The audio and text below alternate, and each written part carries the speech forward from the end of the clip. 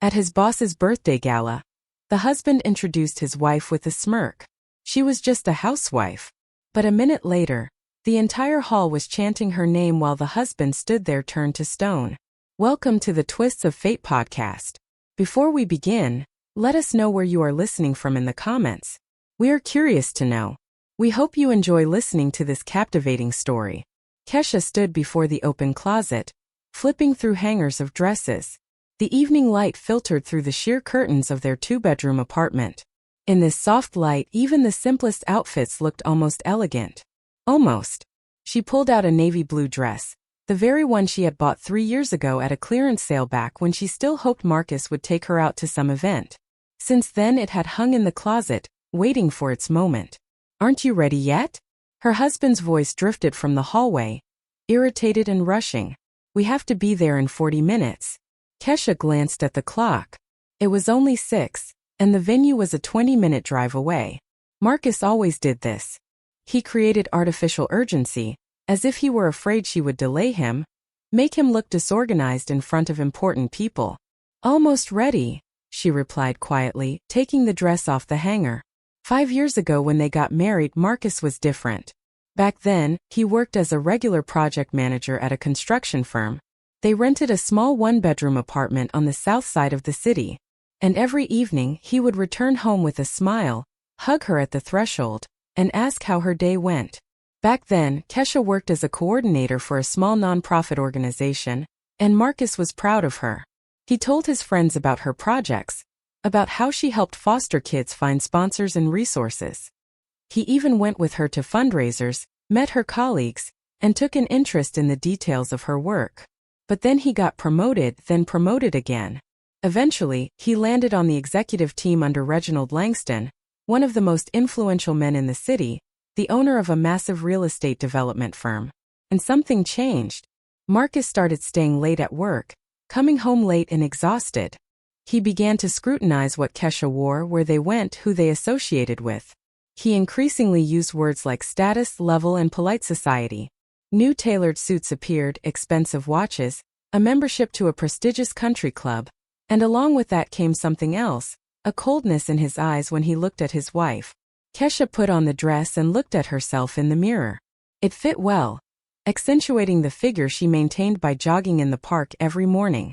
She applied a calm rose-tinted lipstick and fixed her hair, pulling her natural curls back into a sleek, simple bun. No flashy details, no brightness, exactly how Marcus liked it, modest, invisible. She took a pair of simple pearl earrings from her jewelry box, a wedding gift from her mother. She put them on, adjusted the collar of her dress, and looked at herself one more time. An ordinary middle-aged woman. Nothing special. 3 years ago, when Kesha realized that pregnancy was simply not happening, despite all their attempts and medical exams, she left her job. Marcus had said back then that it was the right decision. Less stress, more time for herself and the home. Focus on the family, he had said. Then everything will work out. But nothing worked out. The doctors threw up their hands. Tests were normal for both of them. Yet she never conceived. Gradually Marcus stopped talking about it as if the topic had closed itself, as if he had resigned himself to the fact that there would be no children and accepted it as a fact. Or perhaps he simply lost interest in the idea, diving headfirst into his career. Kesha walked out into the hallway. Marcus was already waiting, dressed in a new dark suit that cost half of her former annual salary. His tie was perfectly matched to the tone of his shirt. His shoes were polished to a shine, his hair neatly groomed. He looked like a man who was accustomed to success and wanted everyone to see it. He swept a critical glance over his wife and Kesha saw something flicker in his face. Dissatisfaction, disappointment. Is that all you have? He asked, nodding at the dress. It's a nice dress, Kesha said quietly. I haven't worn it even once. It looks cheap. Marcus cut her off, taking the car keys from his jacket pocket. Fine, it doesn't matter. Just behave yourself. There will be very important people there. This isn't the kind of circle where you can relax. Kesha nodded and grabbed her small black clutch. Inside lay her phone, lipstick, and a couple of business cards, the very one she had ordered 2 years ago when she got serious about her project. A project Marcus didn't even suspect existed. She carried them with her always, though she rarely took them out. They were a symbol for her that she wasn't just a wife, not just a housewife, but that she had her own life, her own goals, her own business. When Kesha left her job, she couldn't just sit at home. The first few months she tried to fill the void with cooking, cleaning, and watching TV shows. She signed up for yoga classes, started reading more. But it didn't help. She missed the feeling that her work at the nonprofit gave her, the sensation that she was doing something important, that her labor had meaning, that she was needed not just as a wife who cooks dinner and irons shirts, but as a human being, a professional and individual. And so she decided to create her own project. She started small. She contacted old acquaintances in the nonprofit sector and proposed an idea to create a mentorship program for teenagers aging out of the foster care system. The idea was simple. Successful business people would mentor these kids, help them with career guidance and education, and simply talk to them, showing them that life could be different, that they had a future, opportunities, chances. Kesha worked on the project at night when Marcus was asleep. She wrote emails and met with potential partners in coffee shops while her husband was at work. She had calls with group home directors. Gradually, the project began to gather people, ideas, and resources. Volunteers appeared who were ready to help. Companies interested in corporate social responsibility signed on. City officials supported the initiative. She registered the project under her own name, using her maiden name Vaughn so that nothing would link it to Marcus and his career. She didn't want him to think she was using his position or connections, but mostly she feared his reaction. She was afraid he would say she was wasting time on nonsense instead of focusing on the family. She feared the mockery in his eyes, that same expression that appeared more and more often when he looked at her. She feared he would forbid it, say it wasn't serious, that the wife of a successful executive shouldn't be doing such things. So she stayed silent, doing her work in secret, as if she were doing something shameful. In the elevator, Marcus was checking something on his phone, not looking up. Kesha stood next to him and looked at their reflection in the mirrored wall of the elevator. A beautiful black couple. That's what people used to say. Marcus was tall and athletic with strong features and confident posture. Kesha was slim with soft features, dark skin, and deep brown eyes. But now looking at that reflection, she saw only the emptiness between them, a space that words or touch could not fill. They stood side by side, but it was as if they were on different planets. "Listen," Marcus said when they walked out to his car. The evening was warm. Neighbors were walking with their children in the courtyard. Somewhere in the distance, music was playing. Reginald Langston will be there and his wife, plus the top executives of the company. "This is a very important evening for me. Just smile, nod, and don't get into conversations about business. If they ask about anything, answer briefly." "Okay, I understand," Kesha answered quietly, getting into the car.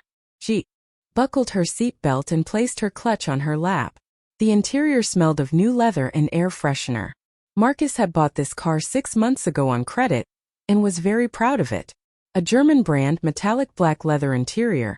A status car, as he called it. They drove through the evening city, past glowing shop windows, past people rushing home after work. Marcus turned on the radio and smooth jazz filled the cabin. Kesha looked out the window and thought about how much had changed in these 5 years. How from equal partners they had turned into what? A boss and a subordinate. A successful man and his invisible accessory. She remembered how they used to plan their future together. Dreaming of children, a big house, traveling. Now Marcus planned alone, and she simply followed him, trying not to get in the way. "And one more thing," Marcus added, slowing down at a traffic light. He looked at her, and there was a cold determination in his gaze. "Don't tell people what you do at home. Just say you manage the household. That's normal. Many wives of successful men don't work. It's even a status symbol. You understand? It shows the husband can provide for the family himself." Kesha pressed her lips together. She wanted to ask, "And what if someone is interested in more? What if they want to know who I am besides Marcus's wife?" But she remained silent. Experience told her arguing was useless. Marcus would insist on his way regardless. She would just ruin his mood before the important event. Then he would sulk all evening, and the next day he would hold it against her. He would say she didn't know how to behave in society, that she embarrassed him in front of colleagues. The venue, the Gilded Room, was located in the very center of the city in a historic mansion restored into a luxury establishment. The building was built back at the turn of the last century, and it retained that atmosphere of old money luxury. Tall stained glass windows molding on the facade, massive oak doors. A doorman in livery stood at the entrance, nodding welcomingly to guests.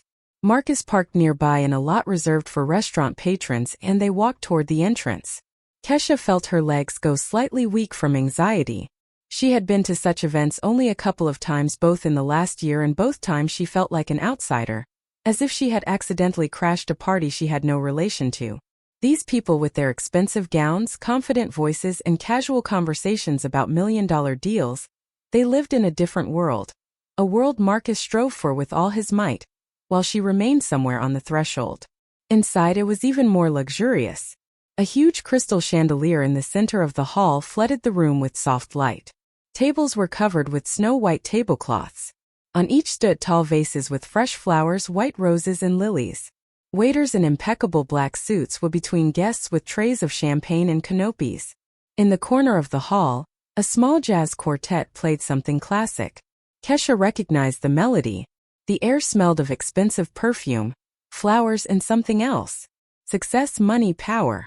Kesha involuntarily shivered, feeling out of place. Marcus. A loud, cheerful voice made them turn around. A man of about 50 was heading toward them, heavy-set but solid with broad shoulders and a confident walk. Reginald Langston in the flesh. His face was tanned, his graying hair neatly combed back. An expensive watch glinted on his wrist. His suit fit perfectly, clearly custom-made. Next to him walked an elegant woman in a burgundy dress, his wife, Eleanor. She was tall, slim, with a short haircut and flawless makeup. Diamonds sparkled in her ears with every movement of her head. Mr. Langston, happy birthday. Marcus shook his boss's hand, and Kesha noticed how he instantly transformed. His voice became more confident, louder, his shoulders squared, and a wide smile appeared on his face.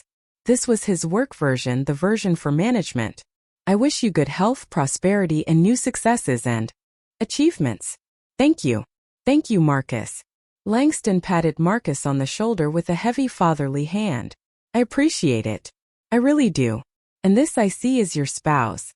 Finally, introduce us. How long can you hide such a beauty from people? This is my wife, Kesha. Marcus slightly pushed her forward as if presenting an exhibit at a gallery.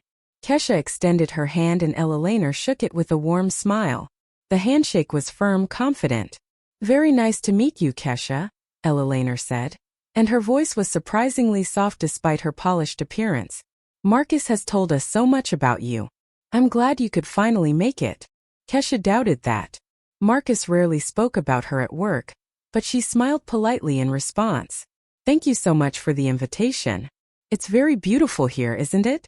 Eleanor looked around the hall with a satisfied look. I picked the place myself. I wanted something special, not generic. Reginald, of course, grumbled that it was too expensive, but I insisted. She winked at Kesha. Once a year we can spoil ourselves, right? Come in. Come in. Reginald Langston waved his hand toward the hall where guests were already gathering. Take your seats. We'll start soon. Marcus, you're at table 3. I put you with the guys from the sales department. Get to know the team better. It's important for our future project. They walked into the hall. There were many guests, 60 people no less. Everyone was dressed up, animated, with glasses in their hands. The tables were numbered with gold digits on special stands, and several people were already sitting at table 3. Marcus confidently headed there. Kesha followed him. Their seats turned out to be next to each other, closer to the edge of the table. As she sat down, Kesha felt the curious gazes of the people sitting at the table. They were assessing her. She felt it, assessing her dress, her hair, her carriage. Oh, Marcus. A tall man in his 40s, wearing glasses and a light-colored suit, stood up and extended his hand. Finally, you came with your wife. We were starting to think she was virtual, like artificial intelligence. Everyone at the table laughed. Marcus chuckled and shook the man's hand. Just didn't have time before Terrence. One thing after another. Kesha, this is Terrence, our head of sales. A serious man despite the jokes. Pleasure. Kesha nodded. And this is Vanessa, his deputy. Marcus pointed to a striking woman with blonde highlights in a tight red dress with a deep neckline. Vanessa looked about 35, but carried herself as if she were no more than 25. Bright makeup, perfect manicure, expensive jewelry. Here is Darnell. He's in charge of logistics for us. And Jasmine, she's from marketing, our young star. Darnell, a stocky man with a receding hairline and a good-natured face, nodded amicably. Jasmine, a young black woman of about 25 with short hair and a simple black dress, smiled warmly. Sit down. Sit down. Terrence waved his hand at the empty seats. Shall we pour? Let's pour. Marcus settled into his chair, leaning back casually. Kesha sat next to him, trying to take up as little space as possible, as if apologizing for her presence. A waiter brought a bottle of champagne, and Terrence began pouring it into glasses. Vanessa took her phone out of a tiny purse, typed something quickly and put it away. Jasmine adjusted her earring, glancing at Kesha with curiosity. So what do you do, Kesha? Vanessa asked, taking a sip of champagne and looking at her intently over the rim of the glass. There was politeness in her voice, but without genuine interest, more like obligatory question one is supposed to ask. Kesha opened her mouth to answer. She could have told them about her project, about the kids from the foster system, about mentorship, about how they had just received a grant from a major corporation. But Marcus beat her to it, and what he said hit her painfully in the gut. Kesha is a housewife, he pronounced with a slight smirk, as if apologizing for his wife to his colleagues, as if justifying bringing a person without status here. She runs the house, organizes the domestic life, all that stuff. You know how it is. A pause hung in the air, short but palpable. Vanessa raised a perfectly plucked eyebrow.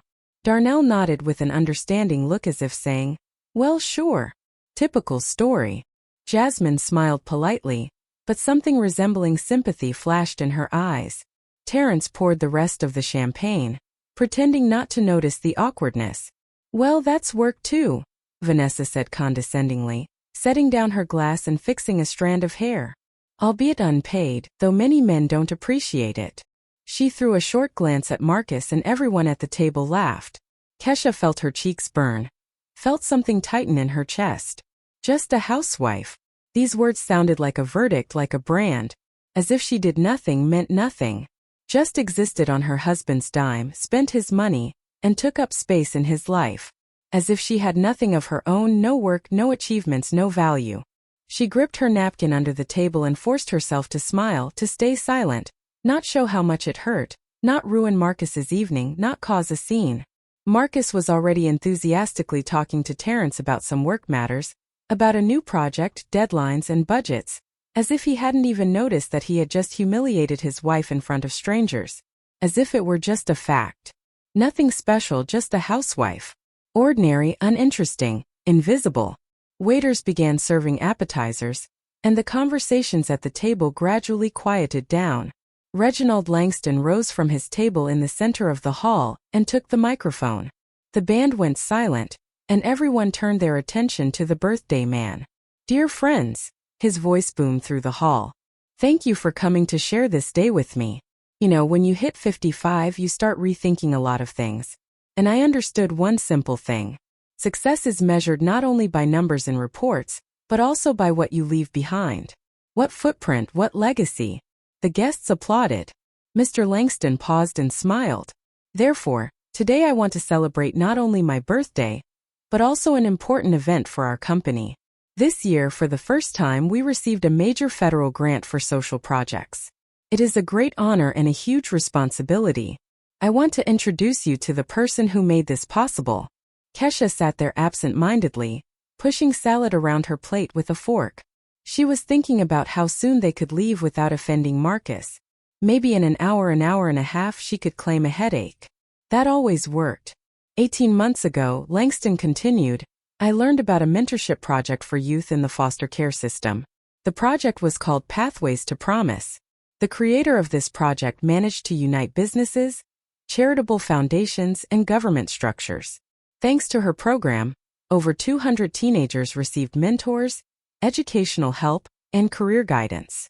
And our company not only became part of this project, but also received a grant in the amount of $250,000 for the development of social programs. Kesha looked up. Her heart suddenly started beating faster. No, it couldn't be. He wasn't talking about her right now. How did he even know? She always signed documents with her maiden name. She never mentioned her connection to Marcus.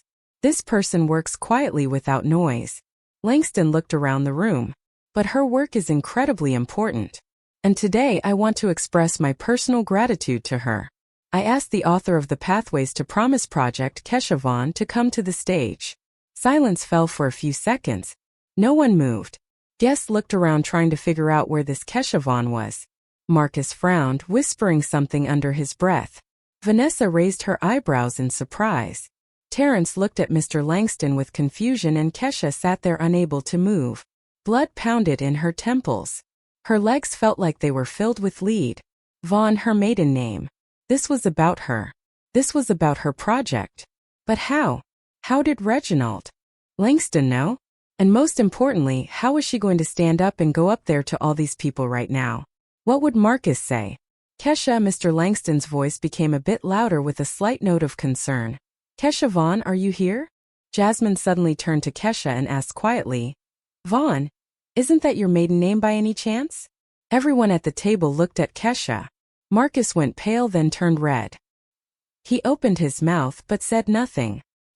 He just looked at his wife as if he were seeing her for the first time in his life. Kesha slowly stood up. Her legs were trembling, but she forced herself to take a step, then another. The room followed her with their eyes. A whisper ran through the tables. Waiters froze with their trays. The musicians stopped turning their sheet music. She walked toward the stage, and with every step, something changed inside her. Fear retreated, giving way to something else. Pride, relief, maybe just acceptance of the fact that her secret was no longer a secret, that she could no longer hide, be invisible, that her work, her cause, existed and had been seen. Reginald Langston extended his hand to her, helping her up onto the small stage by the wall where the microphone stood. He shook her hand firmly, and there was sincere respect in his eyes. Here she is, he said into the microphone, putting an arm around Kesha's shoulders. Kesha Vaughn, a modest person who changes children's lives. I learned about her project completely by accident. My wife, Eleanor, volunteers at one of the group homes participating in the program. She told me about this amazing woman who single-handedly created an entire system of aid. I met with Kesha, studied the project, and we decided to support it through our company. Thanks to this, we not only help children but also receive government recognition and funding. He turned to Kesha. Thank you for your work, for your compassion, for not being afraid to dream and make dreams a reality. The hall exploded with applause. Guests began to stand up. First one table, then another, a third. Within a few seconds, everyone was on their feet clapping. Someone started chanting, Kesha, Kesha, Kesha. Gradually others joined in. The hall buzzed. Kesha stood on stage. And for the first time in many years, she felt tears streaming down her cheeks. But these were not tears of humiliation or pain. This was something else. Liberation, recognition, confirmation that she existed, that her labor mattered. She took the microphone with a trembling hand. Thank you. Her voice broke and she cleared her throat. Thank you very much. I didn't expect such attention. This project is my life's work.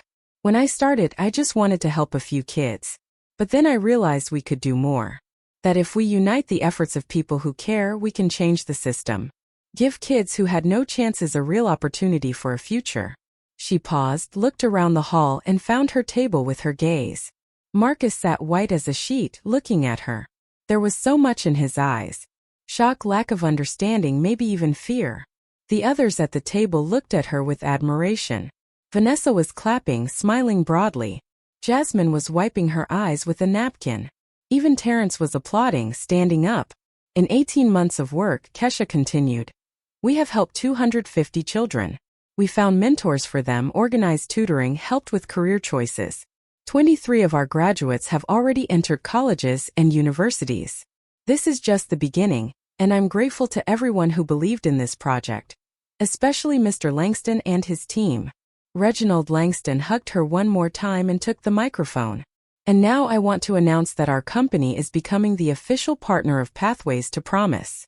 We are allocating funds to open 3 new mentorship centers in the region, and I invite Kesha Vaughn to join our charitable board as the chief consultant. The hall applauded again. Kesha nodded in confusion, not knowing what to say. Mr. Langston shook her hand goodbye and she descended from the stage.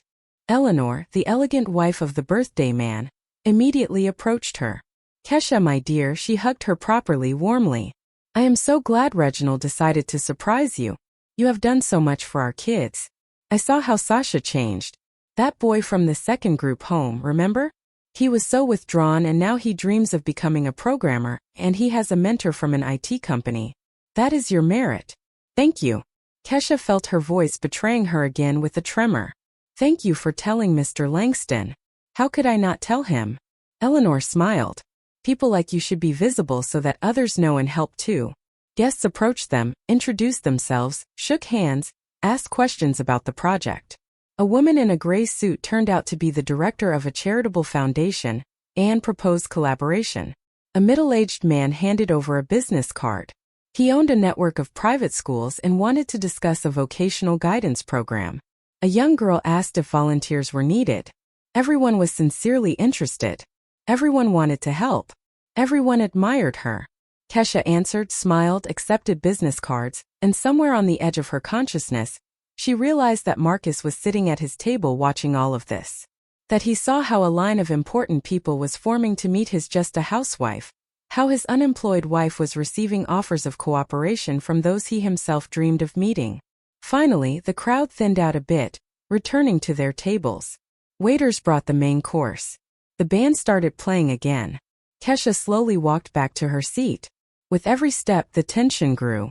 She didn't know what Marcus would say. She didn't know how he would react. She sat in her seat.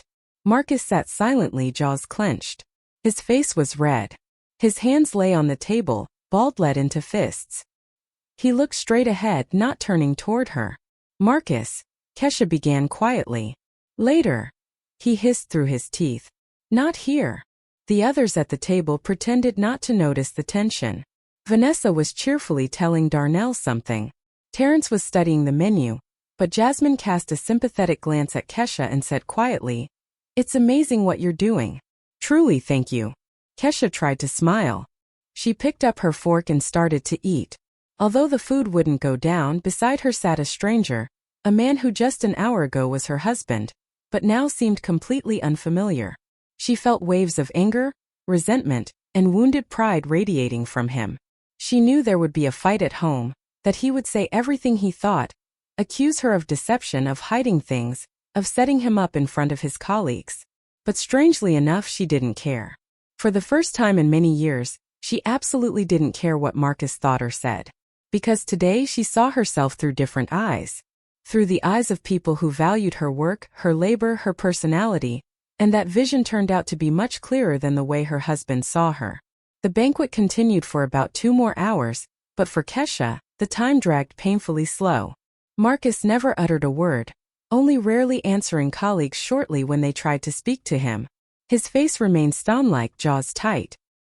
He drank more than usual, glass after glass, and Kesha saw the alcohol making his gaze increasingly cloudy and angry. To her, however, people didn't stop coming up. Someone wanted to discuss project details. Someone offered help. Someone just thanked her for the work. One elderly woman who turned out to be the director of a group home burst into tears hugging Kesha, telling her how 3 of her wards, thanks to the mentorship program, believed for the first time in their lives that they could have a future. Vanessa, who a couple of hours ago looked at Kesha with poorly concealed condescension, was now animatedly asking about the project. "So you organized all this yourself alone?" There was sincere admiration in her voice. "God, I thought you had a whole team. That's an unreal amount of work." There were volunteers. Kesha shrugged. "Lots of good people who helped. I just coordinated." "Just coordinated?" Vanessa shook her head. "Listen, I always thought that housewives. Well, sorry if that sounded rude back then. I didn't know. It's okay." Kesha smiled. And for the first time that evening, the smile was real. Jasmine leaned closer and said quietly, "I'm looking at you and thinking, Wow, my boyfriend constantly says that after the wedding I should sit at home with kids, and I'm afraid of losing myself, but you showed that you can do both. You can be a wife and still do something of your own, something important. Kesha wanted to say that actually she hadn't managed to combine them, that her husband didn't even know about her work, that she hid it all like a shameful secret. But she remained silent. Let this girl have hope that things could be different. Darnell, who had been silent all evening, suddenly leaned toward Marcus and spoke in a low voice. Listen, Marcus, I understand you of course, but think about it. Such a wife, such achievements. That should be a source of pride. Not he didn't finish, but the meaning was clear. Marcus turned sharply to him. You better watch your own business instead of handing out advice. Darnell raised his hands in a conciliatory gesture. Sorry, didn't mean to. Just saying it like it is. Terrence, trying to diffuse the situation, loudly announced, well, colleagues, maybe a cognac to the company's success, and our talented lady's cognac was brought and poured into snifters. Terrence raised his toast to beauty and intelligence being not only compatible but producing such wonderful results. Everyone raised their glasses. Marcus raised his reluctantly, drank it in one gulp, and immediately poured another. Kesha took a sip. She had barely drunk all evening. Her head needed to remain clear. She felt a difficult conversation lay ahead, and wanted to be ready for it. Closer to 11 in the evening, guests began to disperse. Reginald Langston and Ella Laner stood by the exit, saying goodbye to everyone. When Kesha and Marcus approached them, Mr. Langston shook Kesha's hand firmly. Thanks again for your work. My assistant will contact you on Monday. We'll discuss the details of the collaboration. I'll be waiting. Kesha nodded. Ella Laner hugged her goodbye. Take care of yourself, my dear. And don't forget, you are doing important work. Don't let anyone tell you otherwise. Kesha felt Eleanor give Marcus a significant look. Did she understand something, or did she simply see the tension between them? They walked out onto the street. The night air was cool, smelling of autumn and rain. Somewhere in the distance a car hummed. Marcus silently headed toward the parking lot. Kesha followed him, feeling something tighten in her chest with every step. She knew what was about to happen. She knew, and she was ready for it. They got into the car. Marcus started the engine but didn't move. For several seconds he sat silently, gripping the steering wheel with white-knuckled fingers. Then he turned sharply to her. What the hell? His voice was quiet, but there was such fury in it that Kesha involuntarily recoiled. What the hell, Kesha? He raised his voice. Can you explain to me what that was? Have you been lying to me this whole time? I wasn't lying, Kesha answered calmly. I just didn't tell you. Didn't tell me? He slammed his fist on the steering wheel. You spent 18 months working on some project, contacting my boss behind my back, getting grants, and you kept quiet about it all this time. That is called lying. I didn't contact Mr. Langston on purpose. Kesha looked straight ahead at the empty parking lot. He found me himself through his wife. I didn't even know he was your boss until we met. Marcus nervously ran his fingers through his hair. You knew perfectly well. You set it all up to make me look like an idiot in front of the whole company. I didn't intend to make you look like an idiot. Kesha's voice remained steady, though everything inside her was boiling. You made yourself look like one. You were the one who called me just a housewife with such a smirk as if I should be ashamed. And who are you? He turned his whole body toward her. You don't work. You sit at home on my dime. I support you. I pay for the apartment, for the food, for everything. And you should have told me you were doing some charity work. I had the right to know. Why? Kesha looked at him for the first time during the conversation. Why did you have the right to know? It's my life, my time, my work. I never asked you for money for the project. All funding came from foundations and sponsors. I spent only my time. Your time? He laughed maliciously. You are my wife. Your time is our time. You should have dedicated it to the family, not to some strange kids. What family, Marcus? Kesha felt something snap inside. Felt everything that had been accumulating for years spill out. We have no children. We have nothing in common. You come home late, eat in silence, go to bed. On weekends you play golf with colleagues or stay at work. We don't talk. We don't spend time together. What family? You wanted kids. I tried. He raised his voice to a shout. I took you to doctors, gave samples, did everything needed. Yes, 3 years ago, Kesha nodded. And then you stopped. Then you decided it wasn't that important, that your career was more important, that your status was more important, and I became not a wife to you but an inconvenient appendage that you're ashamed to show people. I'm not ashamed of you. But his voice wavered, and they both heard it. You are, Kesha said quietly. You're ashamed that I don't work at your successful company, that I'm not building a career, that I don't have a trendy office and a high position. You're ashamed that your wife is an ordinary woman who does charity work instead of making millions. You could have found a normal job. He hit the steering wheel again. Could have gotten a job as a manager at a decent company, built a career. But no, you decided to play Mother Teresa. Play. Kesha scoffed. You call helping 250 kids a game? Seriously? It's not real work. Marcus cut her off. It's a hobby. Charity is what rich wives do when they have nothing to do. It's not a profession. So, a $4 million federal grant is also not serious. Kesha felt anger slowly rolling in like a wave. So, the fact that the biggest real estate development firm in the city wants to partner with me is just a hobby? Marcus was silent. He looked out the window and Kesha saw the muscles in his jaw working. You know what the scariest part is? She continued more quietly. Not that you don't value my work. It's that you don't see me. To you, I don't exist as a person. I'm just Marcus's wife, an accessory to your life. And if this accessory doesn't fit your image of a successful man, then it should shut up and keep its head down. I gave you everything, his voice cracked. The apartment, the car, money. You want for nothing. Except respect, Kesha answered calmly. Except recognition that I am also a human being with my own goals, dreams, achievements. But you can't give that because only you matter to yourself. You are ungrateful. Stop. She raised her hand. Don't finish that. Just take me home. We need to have a serious talk. But not here and not now when you're drunk and angry. I'm not drunk. But his words were already slurring slightly. Marcus. Kesha looked at him intently.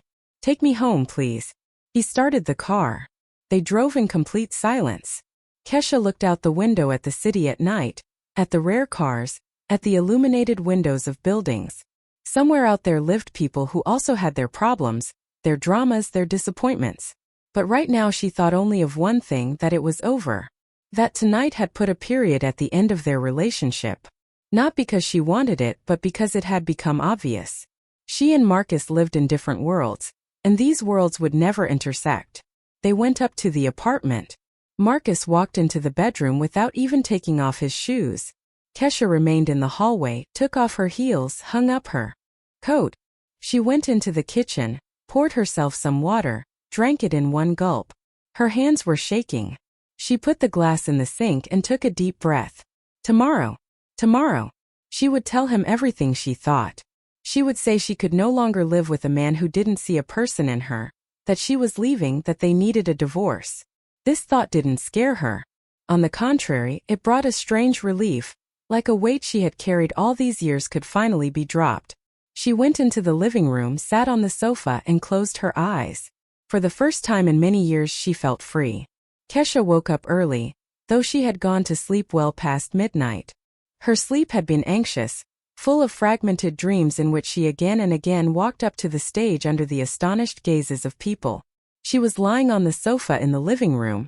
Sleeping in the same bed as Marcus after last night was impossible. She had taken a pillow and a blanket and settled here. Marcus hadn't even come out of the bedroom, hadn't asked where she would sleep. Outside the window was a gray October dawn. Kesha got up, threw on a robe, and went to the kitchen. She turned on the kettle, took out a mug. Her movements were automatic. Her hands did familiar things while her head tried to gather thoughts together. She knew that today she had to tell Marcus her decision. She knew it wouldn't be easy, but for the first time in a long time, she was absolutely sure she was doing the right thing. The kettle boiled. She brewed tea, sat at the table, and looked out the window. Down in the courtyard, the first dog walkers were already out. Someone was rushing to work. An ordinary morning of an ordinary day. But for her, this day would be the start of a new life. The bedroom door opened. Marcus came out rumpled with red eyes and obvious signs of a hangover. He walked into the bathroom without looking at her. Kesha heard the water running, him brushing his teeth, the medicine cabinet opening, probably looking for painkillers. A few minutes later, he walked into the kitchen, sat opposite her silent, looking at the table. Kesha poured him tea, placed it in front of him. He took the mug, took a sip, grimaced. "We need to talk," Kesha said quietly. "I realized that." Marcus rubbed his face with his hands. His voice was tired. "Listen. About last night. I got heated. Said too much. You said what you think." Kesha cooped her mug with her hands. "And that's the whole problem, Marcus. Do you really think that? Do you really believe my work is a game, a hobby, nothing serious? I didn't mean that." He tried to object, but the words sounded unconvincing. "Just damn it, Kesha. You could have at least warned me. Do you realize how I looked? I call my wife a housewife and 5 minutes later she receives an award from my boss. I didn't know Mr. Langston would organize something like that." Kesha shook her head. "It was a surprise for me too, but that's not the point. The point is that you are ashamed of me. That it's more convenient for you to present your wife as a housewife than to tell the truth." "What truth?" He lifted his head and in his eyes she saw confusion. "I didn't know the truth. You hid everything from me because you were afraid of my reaction. Because I knew you wouldn't support me." Kesha took a sip of tea. "You would say it's nonsense that I need to focus on the family, that charity isn't real work. And yesterday you proved I was right." Marcus was silent. He looked into his mug and Kesha saw different emotions running across his face. Anger, resentment, shame. "I wanted the best for us," he finally uttered. "Wanted us to have everything. A nice apartment, a car, money so we wouldn't need anything. And I wanted a family," Kesha answered quietly. "I wanted a husband who sees in me not an accessory to his career, but a person, someone interested in my affairs, my thoughts, my dreams. But you were so busy building your success that you forgot about me." "I didn't forget," he tried to object, but his voice trembled. I had a goal. I wanted to reach a certain level, secure our future." "What future, Marcus?" Kesha looked straight at him. "We have no common future. We have nothing in common. We live in the same apartment, but we are strangers." Silence fell long, heavy. Somewhere a faucet dripped. A car drove by outside. "You want a divorce?" Marcus said. It wasn't a question, but a statement. "Yes." Kesha nodded. "I want a divorce." He leaned back in his chair, closed his eyes, sat like that for a few seconds, then opened his eyes and looked at her. There was so much in his gaze. Pain, anger, lack of understanding, but mostly confusion. "Because of what I said yesterday?" he asked. "Because of one stupid phrase, you want to destroy 5 years of marriage?" "Not because of one phrase." Kesha shook her head. "Because of the last 3 years when I felt invisible, when you stopped being interested in me as a person, when it became more important to you what your colleagues think of me than what I feel. I can change." Marcus leaned forward and notes of desperation appeared in his voice. "Give me a chance. I'll do things differently. Promise. I'll take an interest in your work. I'll support you, Marcus." Kesha shook her head and tears unexpectedly welled up in her eyes. "People don't change just because they promised. You're saying this now because you're scared, because you realized I might leave, but in a month and 2 everything will return to normal. You'll be busy with your career again, and I'll become the invisible wife again." "How do you know?" Anger appeared in his voice. "You don't even want to give me a chance." "Because I'm tired." Kesha wiped a tear. "Tired of being the one who always adapts, always yields, always stays silent. Tired of my opinion not mattering, my affairs not being important, that I exist only as Marcus's wife and not as Kesha." She got up from the table, walked to the window, looked down at the courtyard, at the people, at the cars. Marcus sat at the table, and she felt his gaze on her back. "I spent 18 months on a project that became my life's work," she continued without turning around. 18 months working nights, meeting people, writing grant applications, organizing programs. And all this time I couldn't share a single victory with you. A single joy, because I knew you weren't interested. Because for you only your success matters. Your career, your status. That's unfair." Marcus's voice sounded broken. "I always supported you." "When?" Kesha turned to him. "When was the last time you asked how my day went? When did you take an interest in what I do? When did you say you were proud of me?" He was silent because there was no answer. "See." Kesha returned to the table but didn't sit. "You don't even remember because for you it's not important." "I'm not important." That's not true. He stood up, tried to take her hand, but Kesha pulled away. Kesha, please. We can fix everything. We can start over. No. She shook her head. You can't start over what has already died. Our marriage died, Marcus. Maybe a year ago, maybe 2. We just didn't want to admit it. So you won't even try? Bitterness appeared in his voice. Just going to pack up and leave. I tried for 3 years. Kesha answered quietly. Tried to be a convenient wife. Tried not to interfere with your career. Tried to fit your ideas of what I should be. But yesterday I realized I don't want to pretend anymore. I don't want to be invisible. I don't want to live with a man who doesn't respect me. She walked to the door, stopped at the threshold. I'm going to my mom's today, she said. I'll stay with her until we settle the apartment issue. You can get a lawyer. I'll get one too. We'll do everything civilly without scandals. Kesha. He took a step toward her and she saw that he was crying. Marcus was crying and it was so strange, so unusual that she faltered for a moment. Don't go, please. But she shook her head and walked out of the kitchen. She went into the living room, took her suitcase out of the closet, began packing her things. Her hands were shaking. Tears flowed down her cheeks, but she continued to gather clothes, documents, makeup, books, everything essential. Marcus stood in the doorway and watched. Then he turned around and went into the bedroom. The door slammed. Kesha closed the suitcase, got dressed, grabbed her purse, and looked at the apartment one last time. At these walls where they had lived for 5 years, at the furniture they chose together, at the photos on the shelves. In one of them they were happy, young, in love, with hope in their eyes. When did it all change? She walked out of the apartment, closed the door, went down in the elevator, walked out onto the street. The October morning was cold but fresh. Kesha called an Uber and stood waiting for it to arrive.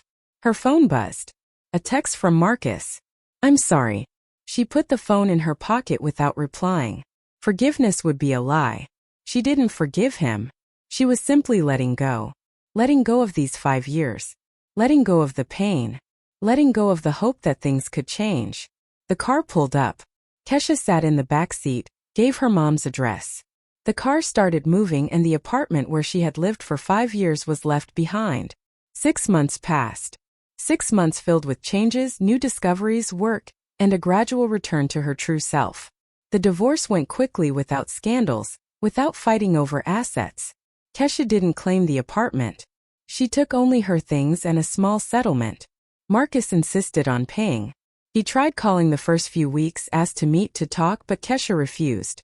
She had nothing to say to him.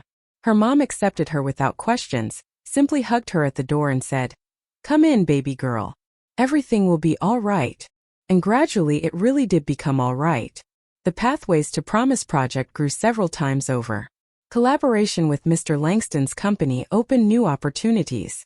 They opened 3 mentorship centers in different districts of the city, attracted new partners, expanded the program. Kesha received the official position of project director, with a salary that allowed her to rent a small 1-bedroom apartment and live independently. She moved 3 months after the divorce. The apartment was small on the outskirts, but it was hers. There were no memories of Marcus there. There were no reproaches or silence. There was only her and her new life. Work consumed her completely. Kesha spent her days in the centers meeting with kids and their mentors, organizing educational programs, negotiating with sponsors. In the evenings, she came home tired but happy. Happy that her labor had meaning, that she saw results, that children were changing before her eyes, becoming more confident, dreamier, bolder. One of the program's graduates, a girl named Maya from the foster system, got into nursing school.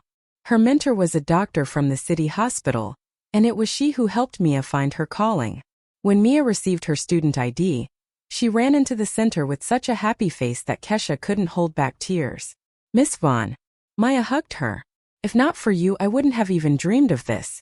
I thought after aging out of the system I had only one path, some warehouse job or retail, and now I'm going to be a nurse." And there were many such stories. Malik, who dreamed of being a coder, got a scholarship from a tech company and had already started classes. Tasha got a job as an assistant at a design studio and discovered a talent for drawing. Dante got into trade school and planned to become an engineer. Kesha watched these kids change and understood this is it. Real happiness. Not in a big condo, not in a luxury car, not in the status of a successful executive's wife, but in doing something important, in changing the world at least for a few people. In April, she was invited to a regional conference on social entrepreneurship. Kesha gave a presentation on the mentorship program, and after her speech, many people approached her. Some wanted to implement a similar program in their city. Some proposed partnerships, some simply thanked her for the work. Among them was a man of about 45 in a simple sweater and jeans with kind eyes and an open smile. He introduced himself as Julian said. He ran a charitable foundation in a neighboring county. Your project is impressive, he said. We work with kids too, but we don't have such a systematic program. Maybe we could meet sometime, discuss the possibility of collaboration. They met a week later for coffee, talked for 4 hours about work, about kids, about how important it is to give people a chance. Julian turned out to be an interesting conversationalist with similar views on life. He didn't ask about her personal life, didn't try to impress her, just talked to her as an equal, as a colleague. They started meeting more often, discussing work issues, sharing experiences. Gradually, conversations began to go beyond work. It turned out Julian was also divorced, that he had a grown daughter studying in another city, that he loved reading, going to the theater, traveling. Kesha wasn't looking for a relationship. After the divorce, she decided she would be alone for a while, that she needed to sort herself out, heal her wounds. But with Julian, everything happened naturally, without pressure, without expectations. He didn't try to save her, didn't try to become the center of her life. He was just there. And today, on a warm May evening, Kesha stood on the stage at the new mentorship center she was opening together with Julian. The hall was full. Kids, mentors, partners, journalists. Reginald Langston and his wife sat in the front row. Her mom came too, sitting and smiling, wiping away tears of pride. Kesha looked at these faces and understood. She was in her place. She was doing what mattered. She was living a real life, not hiding, not pretending, not adapting to others' expectations. After the opening ceremony, everyone went outside where a small reception was organized. Kesha stood surrounded by people answering questions, accepting congratulations. Julian approached, handed her a glass of juice. Congratulations, he said quietly, so only she could hear. You did great. We did great. Kesha smiled. This is our shared project. No. He shook his head. This is your dream. I just helped make it happen. She looked at him, at this calm, kind man who appeared in her life at the right moment, not to save her, but to walk beside her. And for the first time in many years she felt it. This is real. In the evening, when the guests had dispersed, Kesha sat on a bench near the center. Her phone buzzed. A text from her mom. Proud of you, baby. You found yourself. Kesha smiled, replied, Thanks, Mama. Love you. Then she opened the gallery on her phone, scrolled through photos. Here were the kids at the first class. Here was a meeting with mentors. Here was the center opening. And suddenly, she stumbled upon an old photo. She and Marcus at their wedding, happy in love. She looked at that photo for a few seconds, then deleted it without regret, without pain, just let go of the past. Kesha stood up, looked back at the center building. The sign glowed. Pathways to Promise Mentorship Center. She smiled and walked home to her life, to her future, to her true self. And there was no more Marcus who called her just a housewife. There were children to whom she gave hope. There were people who respected her labor. There was Julian with whom she could be herself. And there was she herself, Kesha Vaughn, who stopped hiding and started living. If you liked my story and want to hear more, go ahead and subscribe to my channel. If you'd like to support me, you can do it through Super Thanks. It would mean a lot. In the comments, tell me which city you're watching from and what time it is so I can see how far my story reaches. I've added 2 more life stories on the screen just for you. Click one now and let's keep spending time together. Much love. See you soon.